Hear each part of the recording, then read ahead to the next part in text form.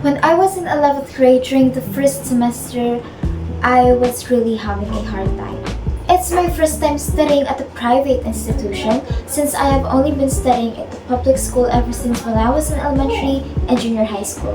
But when I was in elementary, I took private lessons and summer classes from a teacher in a private school. The first semester of my 11th grade days were a stepping stone for me to adjust and adapt to my new environment, which was extremely difficult at first, but definitely wholesome afterwards. It took me so many hours to finish one subject in preparation for an exam. I even experienced studying for straight 5 hours just to review one subject, and it made me so stressed that I broke down. My exam scores were bad. I didn't even make it with no less than 10 mistakes, and believe me, my scores only made it to passing grade. Thankfully, after that semester, I was able to cope and get back. I am scoring with no less than 10 mistakes and even scored perfect at some. Hey guys, it's me, Xyla Sophia, and you're watching on my channel. If you're new here, welcome, and if you are back, welcome back.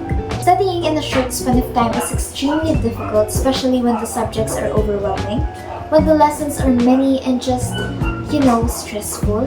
And if you wasted your free time watching on your phone, scrolling through TikTok, that you regret that you didn't study, so now you click on this video because you are, well, desperate.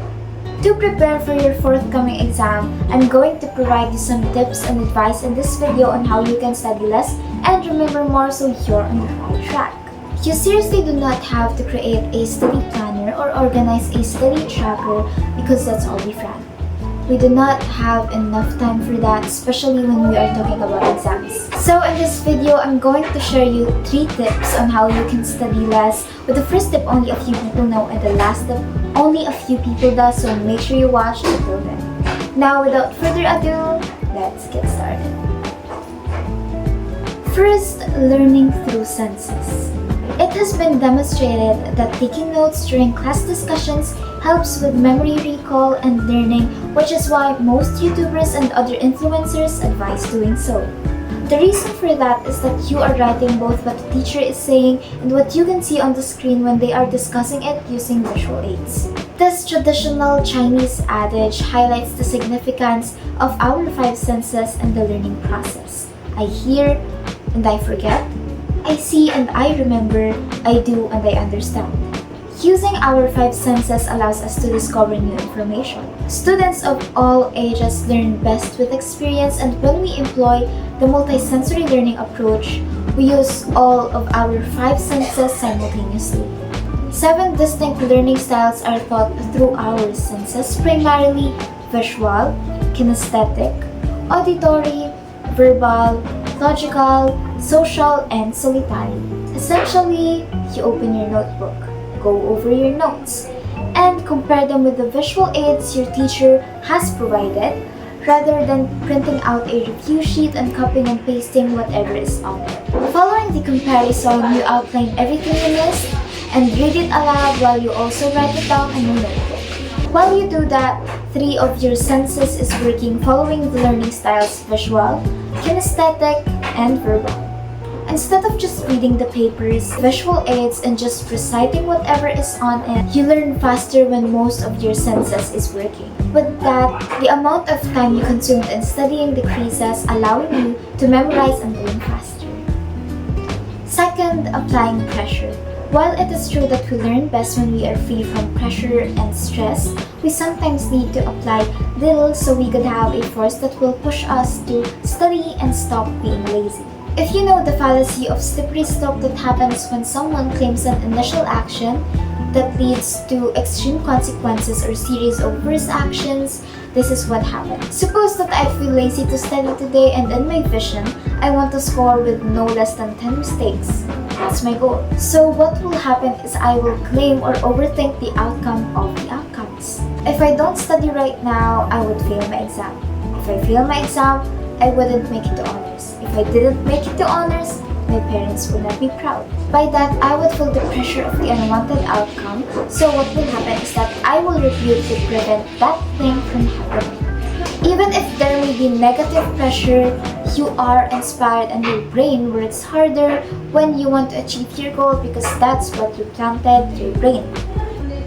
If you've reached this far in this video, comment down below a blue heart and I'll make sure to reply to you. Number 3. Reviewing the subjects according to your exam schedule. It is essential that you know when the exam will happen, the time, the subjects that will be taken first and last. After learning my exam schedules, all of my subjects will be divided in a 2-day review following the sequence on our schedule. For example, physical education and health 3 is the first subject and the last subject is going to be disaster readiness and risk reduction. What will happen is that the subjects will be reviewed according to its order on the schedule so I wouldn't miss out on any subject or lessons. I even compare my notes in the PPT my teacher has provided, just like what I had discussed on tip number 1 to counter-check everything. It's also to make sure that all the important details and information wouldn't be left because again, we do not reread what I had reviewed already. This is the first thing I've learned before. I used to review the subjects I feel and I just want to review that I sometimes leave a subject unknowingly and I would cram the review, which I do not recommend. This is also a thing that my friend has learned from me, and since we have a copy of the exact exam schedule, I would highlight or cross out the subjects I had reviewed to mark it. Allowing yourself to enjoy the time of when you are reviewing and the time you are done reviewing will give your mind an ease and peace that you will do great in your exams. Following that, you also need to trust yourself that you will do great in your exams because you studied well even in a short span of time. Instead of reviewing your notebook again, you should recite and say out loud the things you remember while doing house chores or recite it in your brain while you were eating, and when you forgot, that's when you will only open your notebook. It's not about pressure, but it's about answering the answers. Logic.